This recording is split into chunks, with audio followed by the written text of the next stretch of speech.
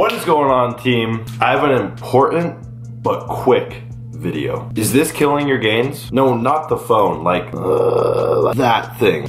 What I'm talking about is social media and how it can have a negative impact on our fitness journey and really the results that we get in the gym. Now, on one hand, social media can be used as a great platform for inspiration. I know for many people it does just that. But on the flip side, when you're just getting started and you're going on YouTube and you're going on Instagram and you're looking at these people with phenomenal bodies, insane strength, and they might be the same age as you, or they might be older, or they might be younger, and you're kind of just left asking yourself like, well, why am I not there? And you start making these comparisons, which can be highly unhealthy. What I see so often is guys and girls just getting into fitness. They might be a year, maybe 2 years into working out, whether it's lifting weights, calisthenics, powerlifting, bodybuilding, it doesn't matter. Like, they're just getting started. And what they do is they start following everyone in the industry. They start devouring all of this content. And while this is great on one hand, it also creates this unhealthy comparison, which I've seen happen time and time again, where people start making these comparisons and they just beat themselves up. They lose sight of the progress that they're currently making.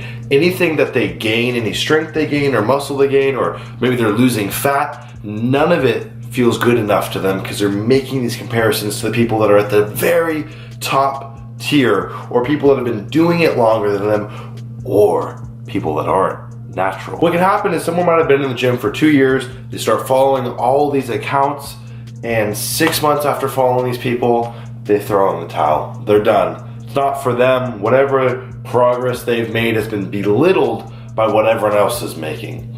And you see this everywhere in life. This is kind of the issue with social media, is what we're seeing online is the highlight reel, right? And no matter what interest you have, if you're constantly comparing people in your field that are only showing the highlights, which is especially the case with fitness, you're seeing people at their peak condition, their best moments, and you're making these comparisons to yourself. It's not gonna make you feel very good. And something that I've done, because when I first got into the gym, I followed everyone. I watched everyone's content and I devoured it religiously, and I'm not gonna deny that it did provide value and it inspired the heck out of me, but it got to a certain point where it started doing more damage than good. I've already gotten my fix of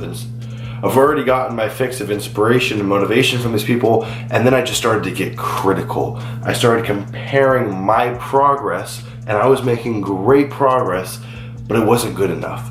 Everything that I would achieve wasn't good enough because I was holding myself to this essentially impossible standard of a highlight reel. And so what I've done in the last few years of my training is I've actually started unfollowing people in the fitness industry. Not because there's anything wrong with them, but just because I feel like they weren't providing me with anything, and I wanted to flip the script and make myself the star of my own show. I wanted to make myself the star of my life and start focusing on my progress. And then all of a sudden I had this reframe where every time I would progress, it was amazing. It was a big deal because I was just comparing myself to me. That was it. There was no other standard to compare myself to. So I added 10 pounds to my bench.